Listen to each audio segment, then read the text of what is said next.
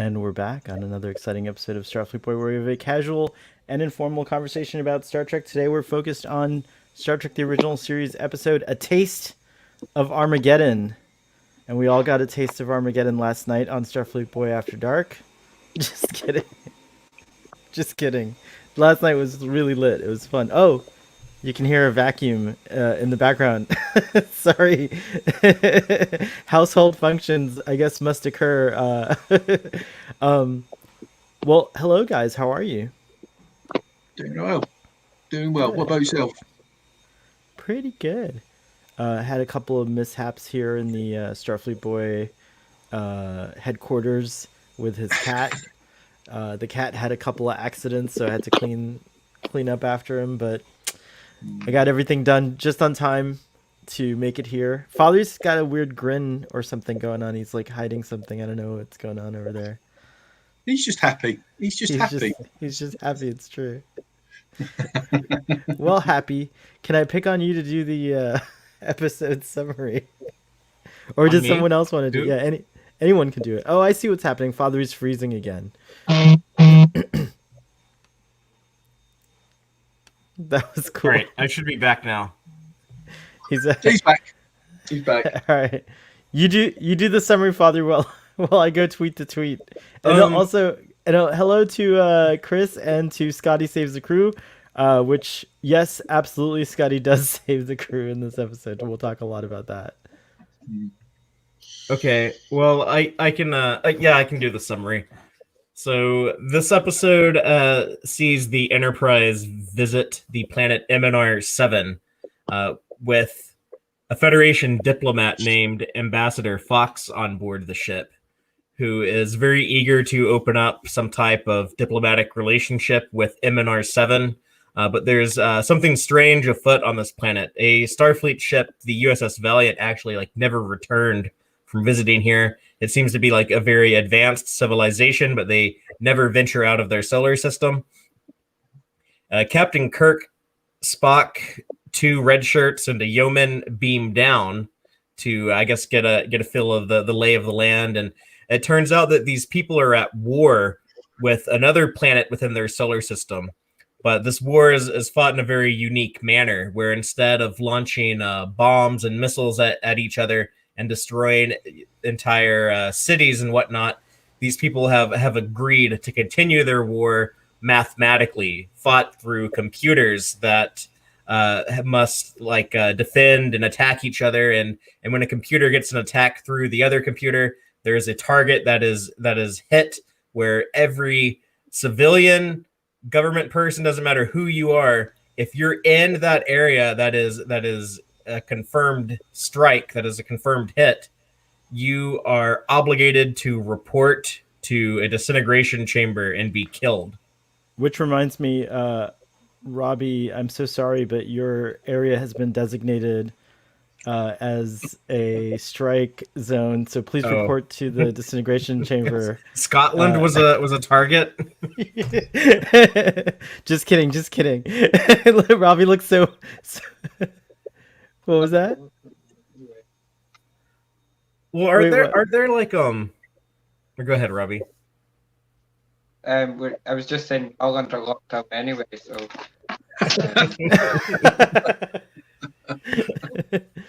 Aren't there nuclear missile silos in Scotland? Yeah. So that actually, during the Cold War, it actually was considered a possible target. Oh my. Well, I'm glad you're here. Scotland and Robbie. But the crew of the Enterprise is actually caught up in this attack, and so the people of this world, they're led by this dude named Anon 7, and he wants all of these people to be killed. He wants the Enterprise to be killed because in his mind, if he doesn't follow their treaty, he jeopardizes returning to the old war that was more destructive.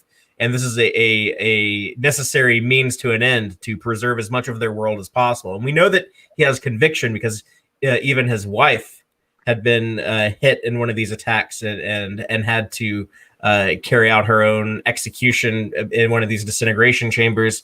So he's definitely like a true believer, and he has like some conversations with Kirk and Spock that I'm sure like we'll get into that kind of explores that, but it is a bit of like a little nuanced situation.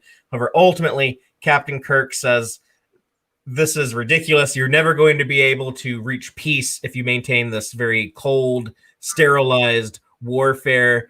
You need to understand how actually terrible this is. You need to have that fear of utter destruction, because that's what will compel you to find peace." And he and Spock basically like disrupt their entire setup for they go around like blowing up the disintegration chambers. They take like the council hostage. They destroy their computer, and they were prisoner rather, not hostage, but then they free them. They're like, okay, it looks like you just broke your treaty with these people. You better pick up the phone and call them and actually like work to establish peace. And Ambassador Fox agrees to stay behind and help out with that. And that's the end of the episode. Yeah. You skipped all the Scotty bits, but that's okay. Well, it's like B story stuff. All right, fine. Scotty I do saves like the that day. part of the episode, though. The Scotty. do you remember in the TNG episode Gambit, where I think it's in Gambit, right? When Picard and Riker are gone, and then we see Data as captain and Worf as the first officer. We kind of get that in this episode with Scotty in command, and then Dr. McCoy is kind of like the first officer role. He's kind of like advising him. And that scene where he confronts Mr. Fox is pretty epic. The whole bridge crew, like McCoy backing him up, like I really enjoyed all what of that. What does he call him? That Poppin' J Fox? A Poppin' J Fox. Poppin' J Fox. Yeah, do you know, because I've been trying to look up, like there's so many different interpretations of that slang. So is that, what's a Poppin' J Fox? Is just like a rascal? I think it's bad. It could be. I'm not sure. I'm gonna have a look. I'm having a look while we talk. Oh, Robbie, have you ever said the haggis is in the fire now? Yeah. But I've eaten haggis. I do like it. So you've never said that, but you have eaten haggis and you do like it. And Robbie promises that when we go to meet him in the UK for a convention, that he'll show us what a quality haggis is. So I will try my first haggis at that point. Father, have you ever had a haggis? I've not. Oh wow, there's three of us. I've never been to Scotland. Nor have I. I've been to every other. Yeah, I did some work in Glasgow, so I've been to Glasgow, but I haven't had this. Here you go. The definition of popinjay is a vain or conceited person, especially one who dresses or behaves extravagantly. There you go. Vain and conceited was the definition of Fox, definitely. Yeah. But he becomes humble at the end. Yeah. Jill also said it at the same time. He does. He has a change of heart. I think he's really impressed with how it turns out, which happens with these bad ambassadors all the time. They're very like arrogant at first, and then the crew like does something really impressive that he didn't expect, and now he's all like, "Oh, well, I might know a thing or two." He's just relieved he's not dead. That's what it is, really.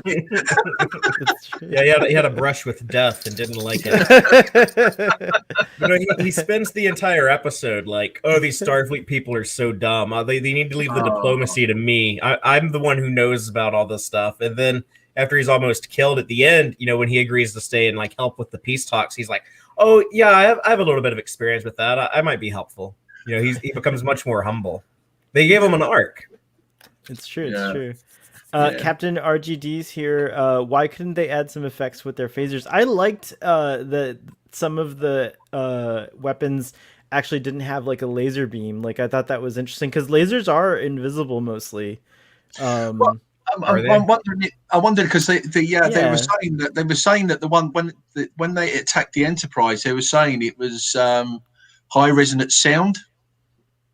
Yeah, so that's I'm wondering right. if the hand disruptors were of the same technology. Oh, like in the 32nd century, you mean, right? Yeah. So if it's sound, you're not really you don't really see a sound wave that much. You do get that really cool wow like that sound, like the sound effect.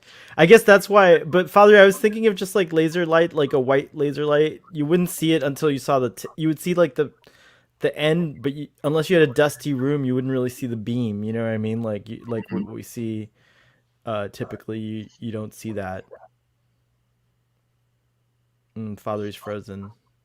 Yeah. Oh well. Anyways, I'm right. so let's carry on. Hopefully, Father will come back. Shishan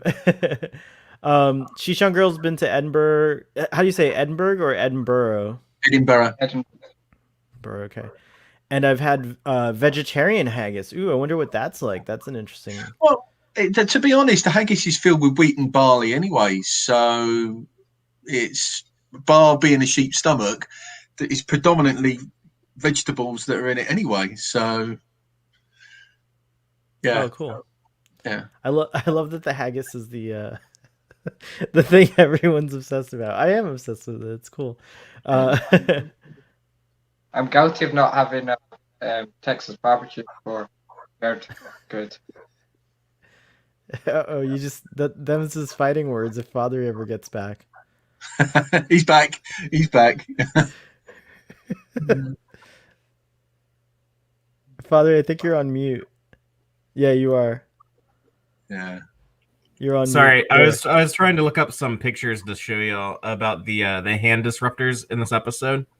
Yeah. Which are proto Klingon ones, right? Yes. Like I was gonna bring that up because they reused this prop in an episode we haven't gotten to yet, but Errand of Mercy, that introduces the Klingons. And then they use those disruptors again for the Romulans in the Enterprise incident. So Romulans and Klingons have the same disruptors, but they modify it. They take off like that front part that kind of looks like a computer heat sink, and they take those parts and recycle those on a different prop that's used as like this high-tech scanner that Spock uses a couple of times. I can actually share my screen. I have the pictures. In the meantime, Chris wants to know, were the costumes on the farm used in previous episodes, like What Are Little Girls Made Of or Charlie X? I can't remember. I think he's thinking next week's episode. It's Oh yeah, Chris, we're on Taste of Armageddon, which is the one Next where week. Well, Taste of Armageddon, we're on that, but next week is This Side of Paradise, which I think that's what he's getting mixed up with. Chris is in the future. Oh, look at that. That's pretty cool. So there's a picture of it, and then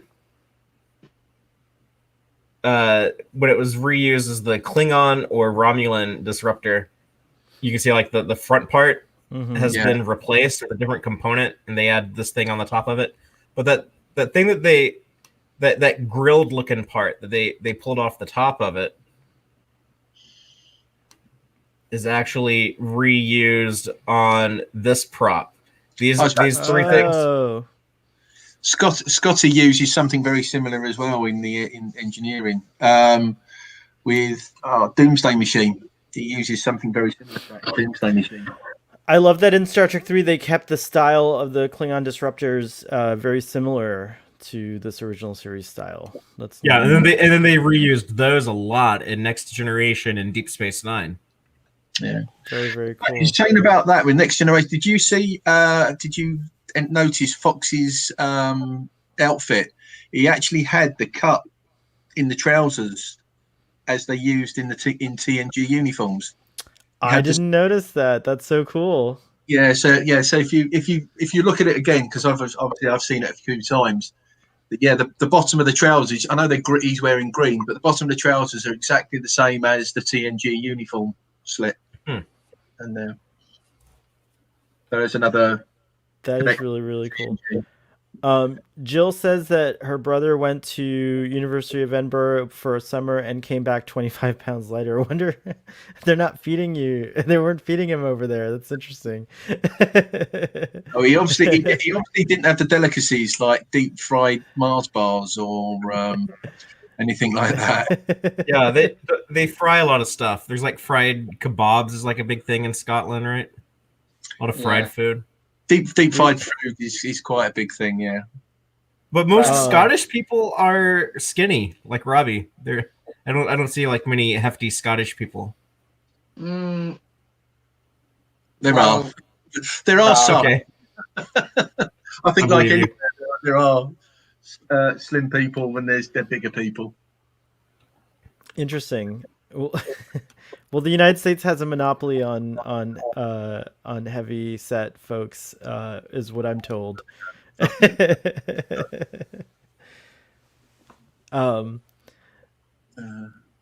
does it say? Oh, Scotty saves the ship. I was thinking of this side of paradise. That's exactly where. Wow, I'm totally lost in the comments here. It's all right. Yeah, it's Dustin. He's getting them confused. He's getting the episode. He's admitted he's getting the episode. Chris, you're confusing us in the chats. Stop it.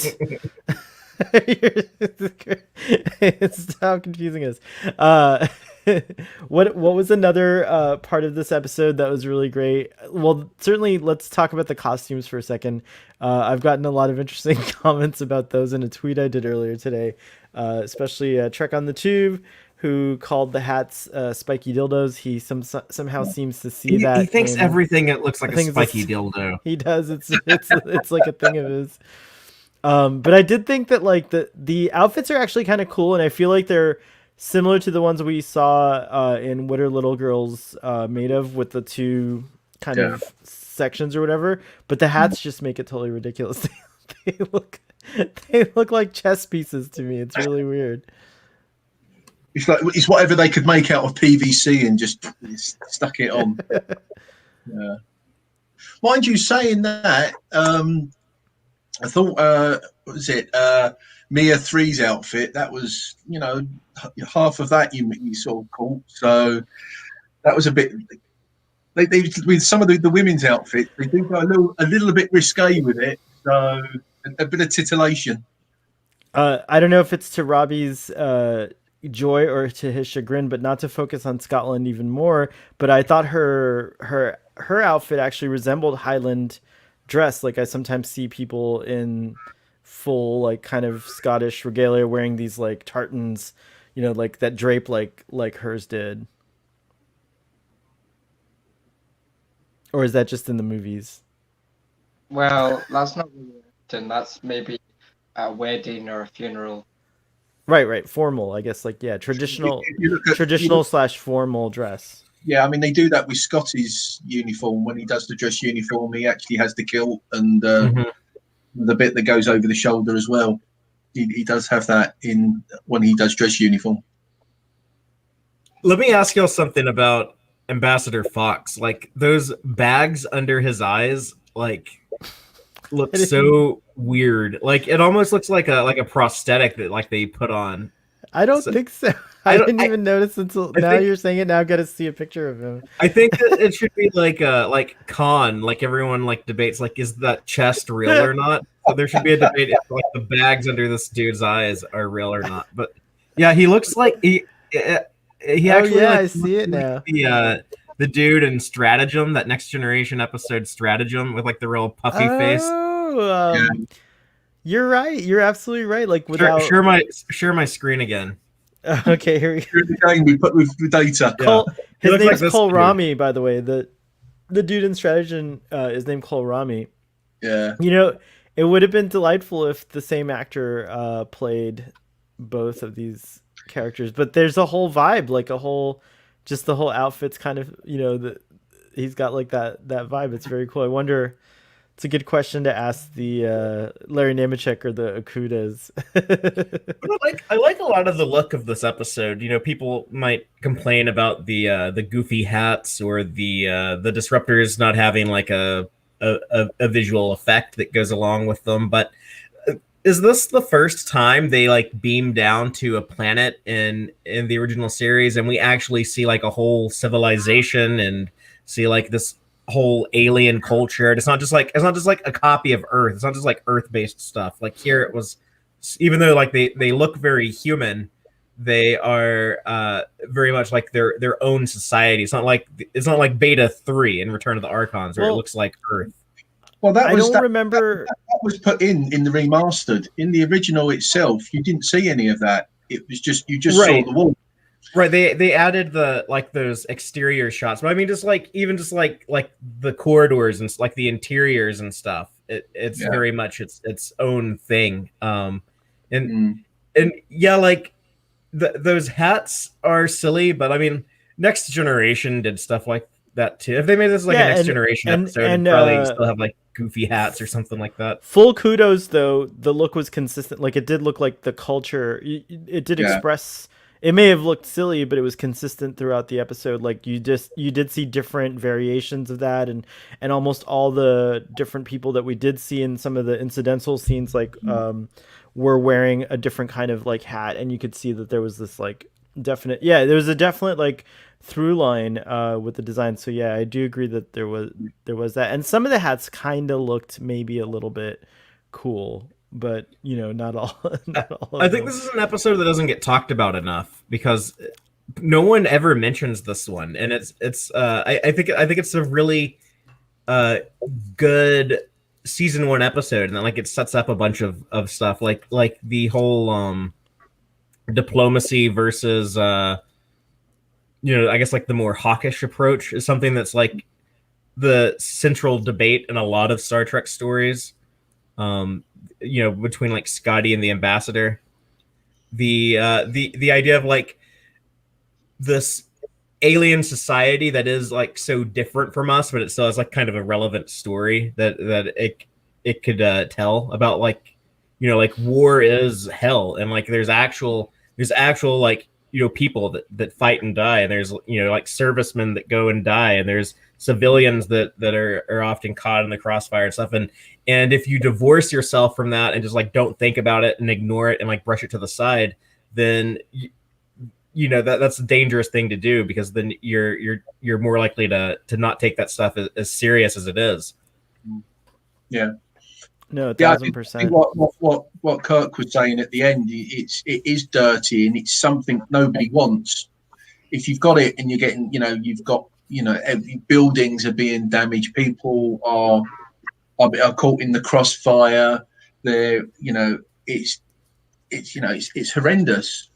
And if you make it the way they had it with the computers and everything else, what have you got to be afraid of?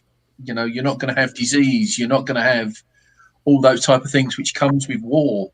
And it's it forces people not want to have war. Someone on Twitter wrote, "It's a message about constant war and being comfortable, sacrificing lives, but not infrastructure or the economy or culture, as Anon 7 calls it. It's still very relevant today." Yeah, it's a sterilization. It's a complete sterilization. Well, and they're committing genocide. It's just like under the guise of like, this like what's brilliant about it is that like everyone's kind of indoctrinated, and like you can see that they're like obsessed with it, and it takes Captain Kirk like literally forcing their hand to hopefully get them to change.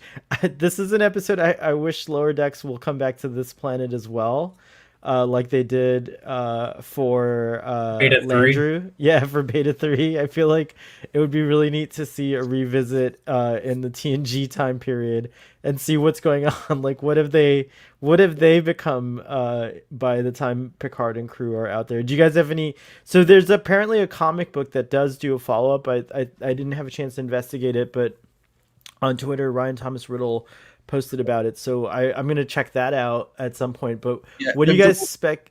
What's that? I was going to say there was a comic years ago, the trial of James T. Kirk. Yes. They go back quite a number of planets that he goes to. You get I was mistaking it with. I was like, wait, I've read that, but no, I was thinking of the title of the Trial of the Time Lord as Doctor Who. yeah, no, it's the trial.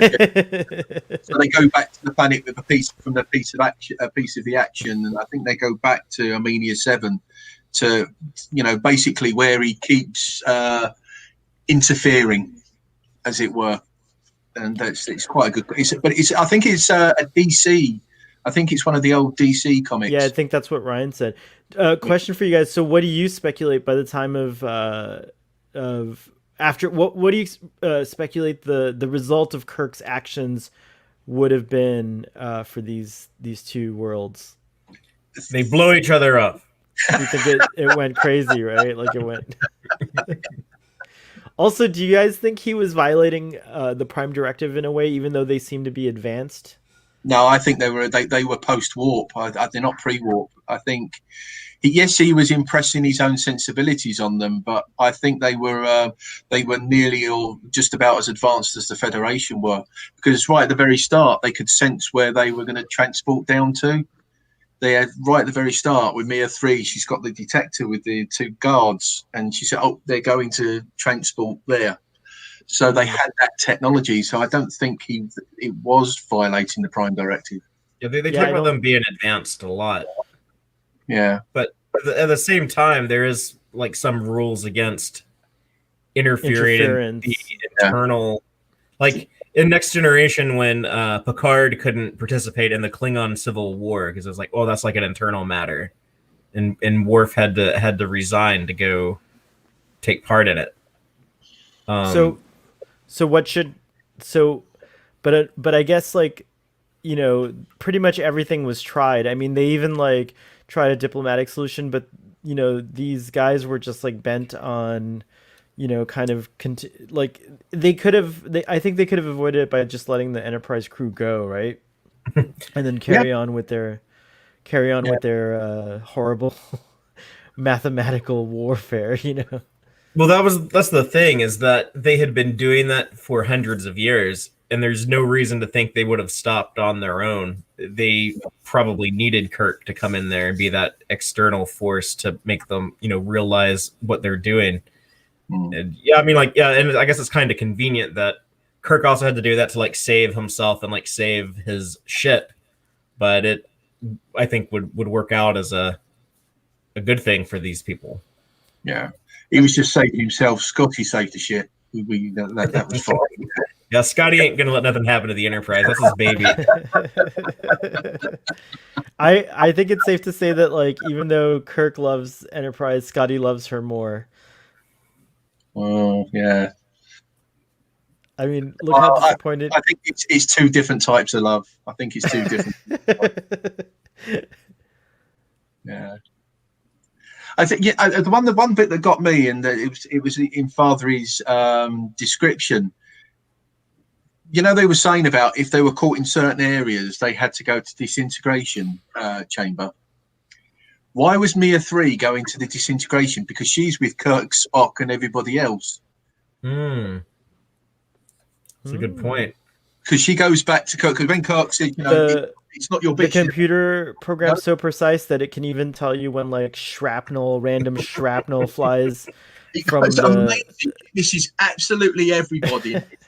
It's just amazing. Yeah, it's like it like calculated exactly that like a piece of like shrapnel would it actually decapitates her, is what the mathematical thing said. So she no, like if this was Star Trek Discovery or Star Trek Picard, it would like stab her in the eye.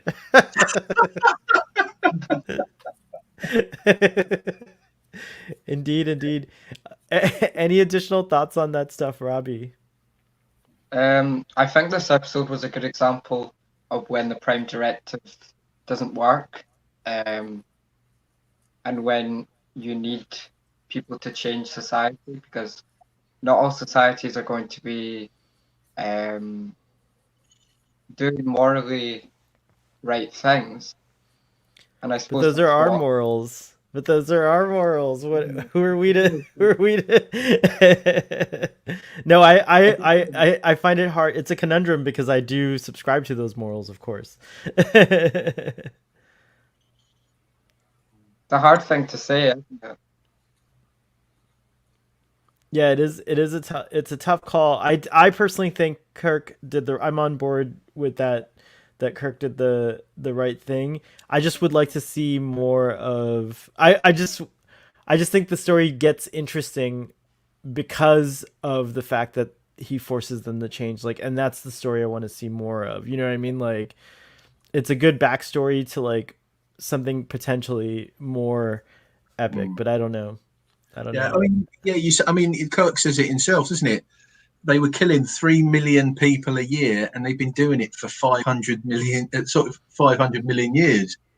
That's 500 years, yeah. 500 years, not 500 million, but you know, That would have been even worse. years. So, but I'm adding millions all over the place. So I must be Donald Trump. But you know, you think about 500 years, 3 million. That's an awful lot of people just walking into a chamber and saying, "Yeah, okay, I'll die."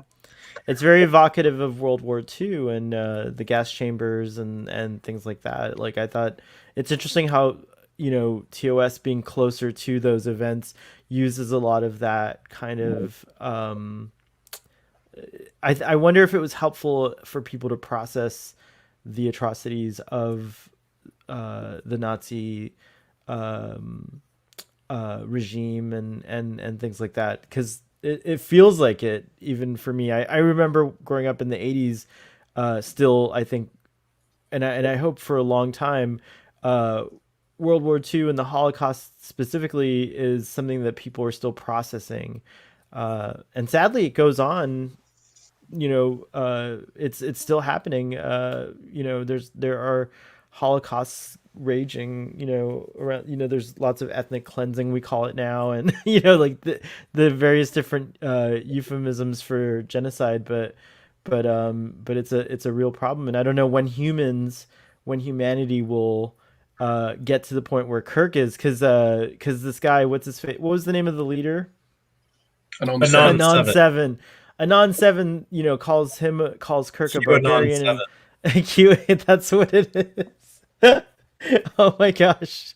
We found out. We figured it out. Now we can stop that from being a real thing. But he accuses humans of being exactly the same or being worse, you know, in barbarians. Yeah. And I think it was interesting how Kirk owns it. And he's like, yes, we actually are. But we make a choice every day not to do those things, to not give in. Yeah, I could kill, but I'm not going to. But I'm not going to. And I thought that was like really powerful stuff. I agree with you, Father, that this episode isn't highlighted enough or spoken about. Why do you think it kind of gets lost in the shuffle? I just think for whatever reason it's just not as memorable as a lot of the great TOS episodes. It doesn't stand out like. I'm blaming the hats. I'm blaming the hats.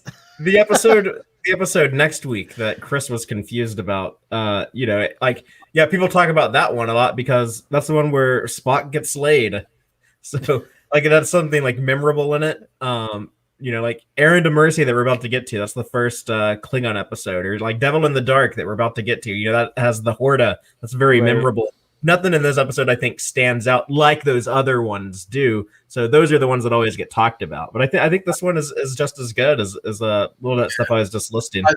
I think to a certain degree, I think what Scotty Saves the Ship states, it's very similar to Return of the Archons. So you've got two very similar stories that are near enough within a couple of weeks. Is repeating itself. Mm-hmm. And there's another one. She says it's Kirk versus the Computer 6 or something.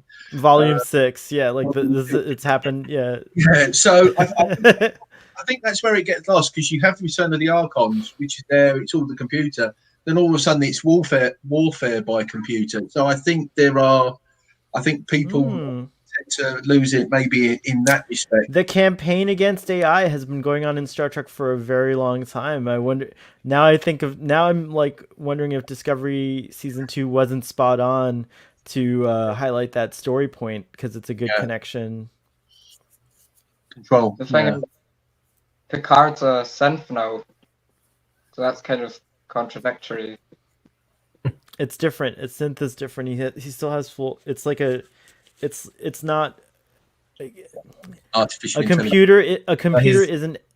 computer isn't emulating Picard. Picard is controlling the computers that make that body work, and they're indistinguishable from biological life forms. If you were to cut the new Picard 2.0, if you were like cut him open, there would be organs. Like we would see organs. So does he we still would have see- like a flesh and blood heart, or did they, when they made his Yeah. synth body, did they make him like another robot heart like he had? No, they actually now, but that's one of the interesting factors is like he no longer has the defect in his brain, so they did correct that, and I'm assuming he has a synthetic but organic heart. Organic, a synthetic but organic heart. Bicentennial man, isn't he? That's what he is. He's bicentennial. He's bicentennial man. Yeah, exactly. That's a very good way, I think, of putting it. I don't know. I mean, obviously, that's not been stated on the show yet, but that's my headcanon of how Picard works. This reminded me a bit of the TNG episode with the scientists. David Ogden stars from the planet where everyone voluntarily dies at 60 years old. Oh yeah, Half a Life. It's very good. Half a Life. Yeah, everyone. Yeah, that's the best Loxana Troy episode. Yeah, I bet it's one of the best Loxana Troy episodes. That one, I think, because she can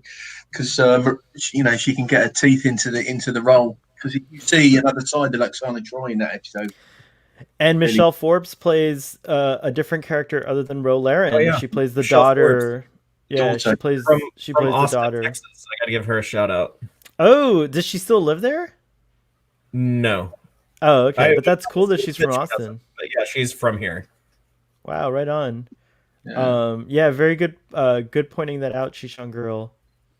How does this episode differ on interference on a society compared to the Return of the Archons, A Private Little War, The Omega Glory, or The Apple?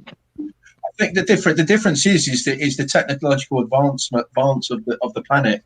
Those ones, the technology there really wasn't much technology except for the computer itself, and obviously the other parts. This is a technologically advanced race. So I think that's the big difference, I feel, in comparison to the other episodes. Yeah, if anything, this one would be less of a controversy about if you should interfere or not than compared to those other ones. But I think that's like an essential theme of Star Trek with like the prime directive, as they tell like these stories about like when is it okay to like get involved and not get involved. And I'm wondering if this is, because of the time, this is the start of the Vietnam War. I wonder if this is, the writers saying, should we really be getting involved with Vietnam? Oh, interesting. It's just come to my mind now because it was really sort of round about the start that obviously they were talking about Vietnam, and that is, I think maybe it's a comment on, do we get involved in somebody else's war?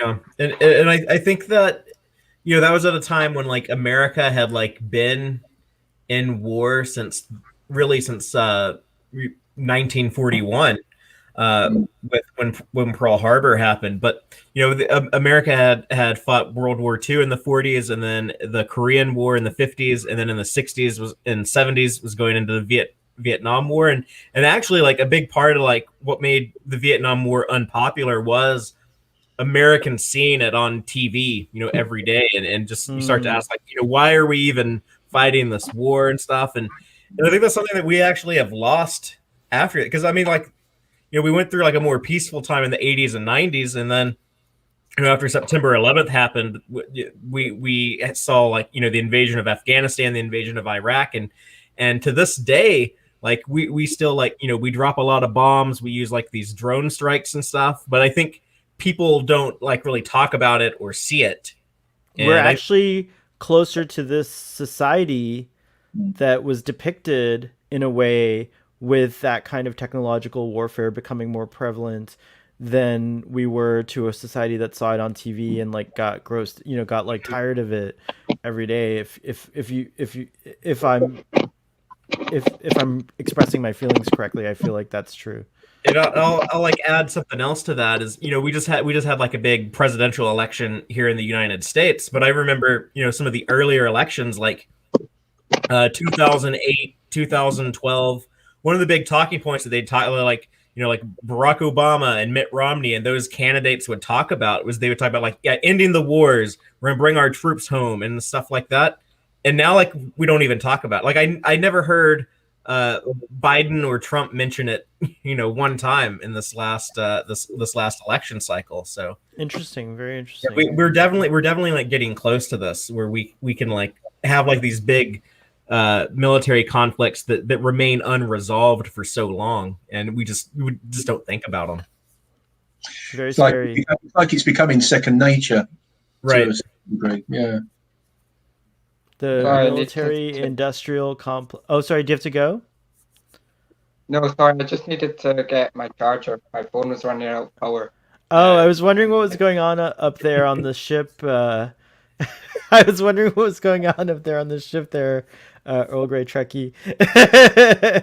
No worries. Did you hear? Were you able to hear what we were talking about? Not really. Sorry. Well, you'll have to go back and listen on the replay. But we were just comparing, in a nutshell, we were comparing like that our society today is a lot closer to these two planets. What were they called? The Amenians and the Vendicars. Thank you. That Earth is kind of like turning into that, like, technological warfare. No one talks about it. It's like kind of like done. It's becoming colder in a sense. Like, we're not seeing the brutality of war, so we're kind of like okay with these endless wars going on, and tolerating them. Yeah, the advent of the drone. It's really the drone. It is just nobody's involved. It's just a piece of technology that's just going and bang. What did you guys think they dropped this reference to the Valiant? And then yes. I don't remember anything. That had been there 50 years previous. I was expecting it to be like an Angel 1 situation where we saw maybe like some of these, survivors from the Valiant, but I guess they just killed them all is probably what they did. Again, you've got it again because you've got the again. We're going back to the Archons. You had the Archons that originally been. And now you've got the Valiant that originally been. But as I said, I think they said at the start that the Valiant never returned, but they never knew what happened to the crew. Oh, speaking of which, reminding me of ships, the previous episode, Space Seed, I didn't realize this, but it was supposed to be the sequel to A Naked Time, because at the end, that time warp. No, not Space Seed. What was it that I was thinking of? Not Space Seed. Return to Tomorrow. Yeah, thank you. Tomorrow is yesterday.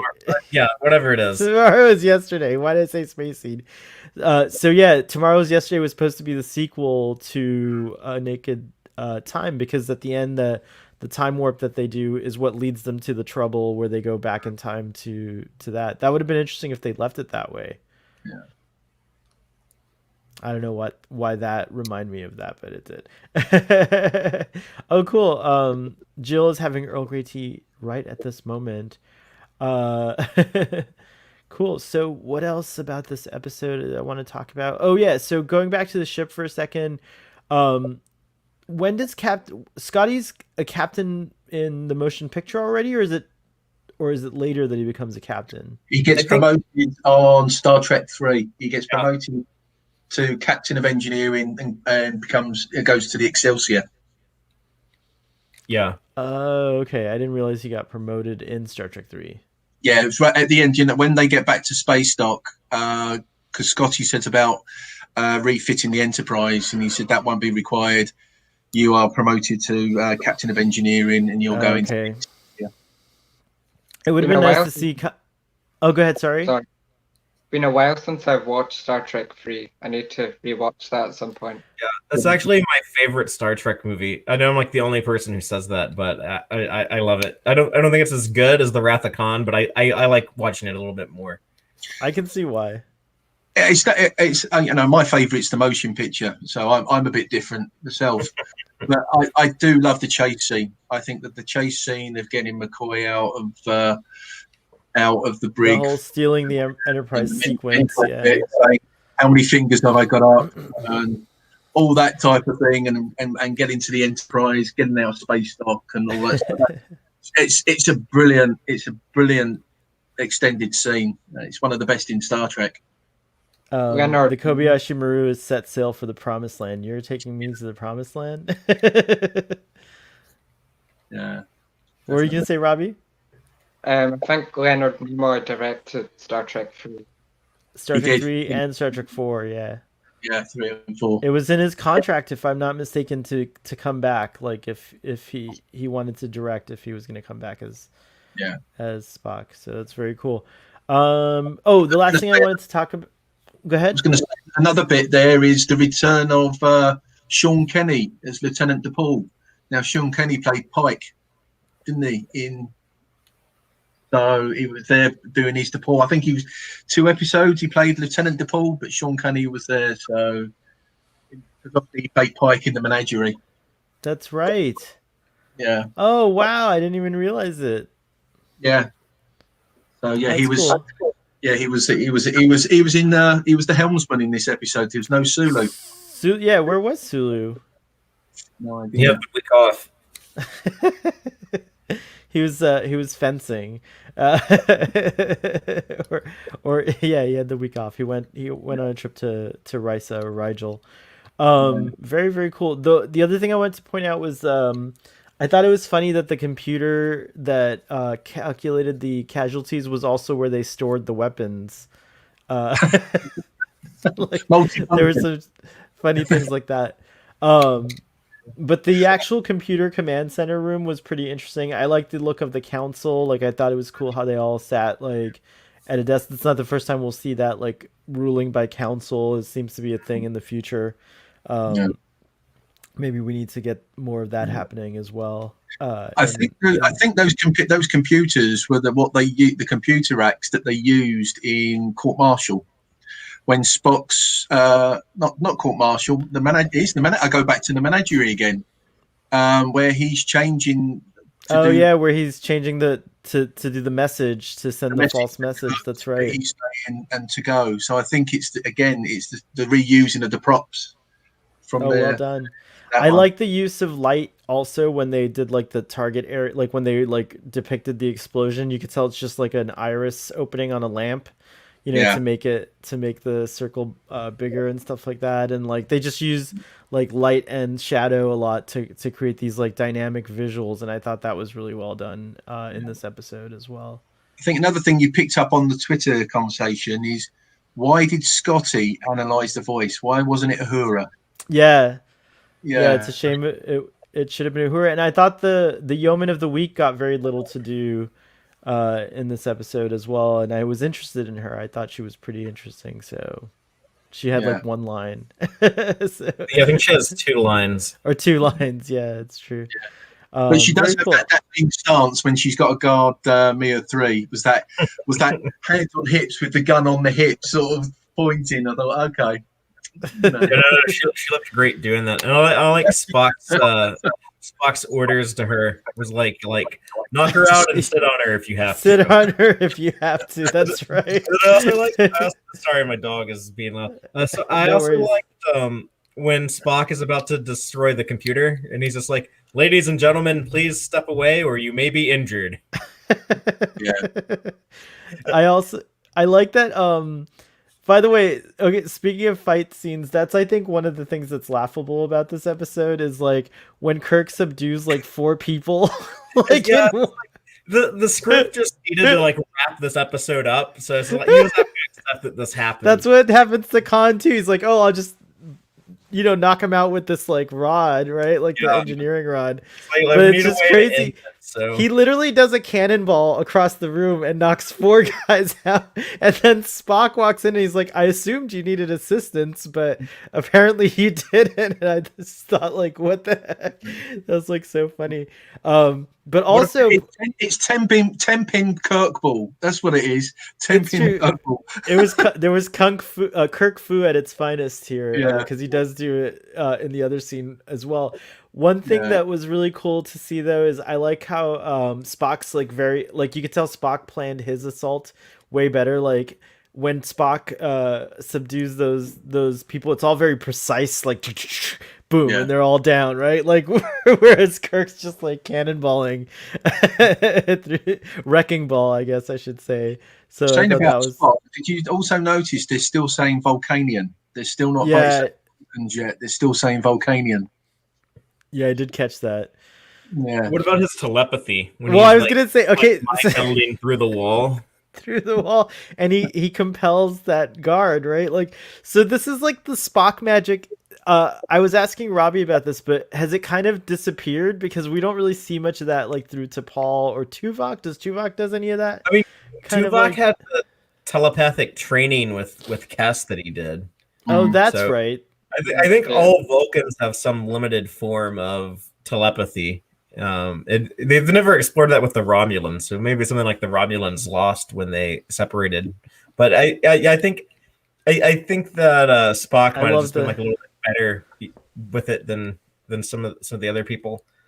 He's like The- feeling the door. I loved it. As a kid, though, The creeping thing with the fingers sort of going along. but it works. Like it visually works. Like you understand, like the way that they edit that, they cuts back and forth. Like you understand what's happening.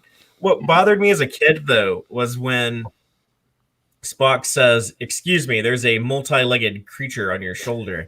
And, like that bothered me because I was like, I thought Vulcans can't lie, and as a kid, I was like, why did you tell a lie right there? I don't like that. Well, That's really funny. in later things, he doesn't lie; he exaggerates. Yeah. Yeah, Spock's half human, so you can forgive him. Yeah. Scott. One of Scotty's other lines: "Diplomats. The best thing I know is a fully activated phaser bank. The best diplomat I know is a fully activated phaser bank." That was like a Scottyism. Yeah, that's another interesting thing is that a lot of times, you know, when Star Trek does this kind of like diplomacy versus, you know, like an aggressive, military action. You know, a lot of times, like our heroes are kind of on the side of diplomacy, but this is one of the rare examples of where, like, you know, like the heroes want to just like blow shit up. Like Scotty was just like I want to shoot some phasers at something. Yeah. Get some photon torpedoes down there. That's it. Yeah. Yeah. General Order 20. What was it? 4. Very interesting General Order. Just annihilate the entire planet. Like if we don't That's basically you frack with me, I'm going to frack with you. That's, really totally. Isn't that the same order they used in Mirror Mirror? I don't Because- know. I wouldn't know. We'll have to. Yeah, General Order 24, because he's going to do that. But do you remember in Mirror Mirror? In Oh the Mirror, yeah, the Mirror Universe. Yeah, Kirk had those orders to destroy To- the planet. yeah. Spock was like, if you don't do it, I have to kill you and take command Yeah. and do it myself. Yeah. Mm. I'm wondering I if that they reuse that again. I'd be interesting to see that again to see if they reuse. The alien guards are pathetically incompetent. Maybe they always are. They maybe the only were good at getting willing people into the booths. Yep. Yeah. They probably didn't have like much experience because you know, they don't have to like capture many prisoners or anything. They're not like actively fighting this other planet, so they're all just very passive, I guess. Spock or Tuvok, can't remember which, stated once that they can lie if it's required in the course of their duties. Yeah, that was Tuvok who said that in Voyager, because remember he was the undercover Vulcan on Chakotay's Maquis ship. Oh, the Maquis ship, yeah. I love that moment in Caretaker when Janeway tells Chakotay like you and your crew should like beam aboard the Voyager, and Chakotay is like I don't know, Tuvok. You think we can trust her? And he's like, yeah. I think we can trust the Starfleet captain. And then they get over there and they just like reveal like, oh, Lieutenant Tuvok, glad that you're back, and he's just like, Chakotay's just like, you son of a bitch, you were like undercover all this time. That's really funny. All right, guys. I think anything else about this episode you guys want to bring up before we rate it and wrap it up? I think this is really. I think this is where, as I said, I think we've stated it's really Scotty comes to the fore. He starts getting a bit more of the script. I think they're saying that, whereas before he'd done a bit here, done a bit there. But I think for this one, they pushed Uhura to the background and brought Scotty to the front, and Sulu wasn't even there. So yeah, I think it was there, but it was. I think it's one of the more potentially thought provoking episodes. Yeah. Yeah, it definitely surprised me rewatching it. I think the last time I'd watched it in earnest was probably like 20 years ago, which I can't believe I have that much time in between the last time I saw this and now. So it sounds insane, but it's true. So it was really cool to rediscover this episode, and I think it's a episode. I'm glad we had this discussion about it because I got to leave a little impression in the Star Trek discussion world with you guys. So I appreciate that a lot. I'm gonna go first with my rating on it, which is a 8. I think I'm gonna give this episode an 8 mostly because of this discussion. But yeah, I think so. Take it away, Fathery. Yeah, no, I really like this one, like I was saying, and I think it's kind of a shame that it is overshadowed so much by some of the other episodes and not mentioned enough. I will rank it a non-7 out of a non-10. Very nice. Robbie. I think this episode is overlooked because there's so many good TOS season 1 episodes. But it has really good. You're speaking of Fathery's heart there. It's true. Season 2 even better. It has a really good message as most of the TOS episodes do. And I would rate it 7 out of 10. All right, Ian. Yeah, I think it's one of the more forgotten ones. I think you had very similar storylines in quick succession. I think people tend to remember the Return of the Archons more than this one, but there's still some very thought-provoking parts in that one. So I'm going to give it 7.5 disintegrated chambers out of 10. Very nice. All right. Well, I think that's a good consensus. Audience, thank you for joining us. As always, please go check out the panel's YouTube channels and Twitters and everything. You can find Ian on TrekCat on YouTube as well by the same name. Yep. He just gave us there's a couple of cool tweets you did about your Star Trek Discovery refit build that you're doing, and we got to see the unfinished product. Oh, here we go. Cool. You guys can see it too. There it is. There you go. Nice. So yeah, check that out. Yeah. Love it. And then Robbie can be found on Earl Grey Trekkie 1701 on YouTube, and I think that's your same handle on Twitter as well, right? Yeah. Excellent. And then Fathery, of course, you can find on Text Trek. Text Trek is taking a much-needed 2-week shore leave and an R&R, but there's going to be... We came on Starfleet Boy After Dark last night, so that was so much fun. And we also had Dave on. We were talking about WandaVision. For those of you who want to see us talk about other stuff, come check out those feeds on Fridays. So we'll do that again this Friday. Coming up, and look forward to seeing you guys next week as we do what is it, This Side of Paradise, is it called? This Side of Paradise, yeah. This Side of Paradise, which we know that Chris Collins will be ready for because he thought that was the episode. He's here for it. He was already here for it, so you're gonna have to watch it again, ready for next week. Yeah, totally. Live long and prosper, audience. Thank you for joining us, and we will see you next time. Woo!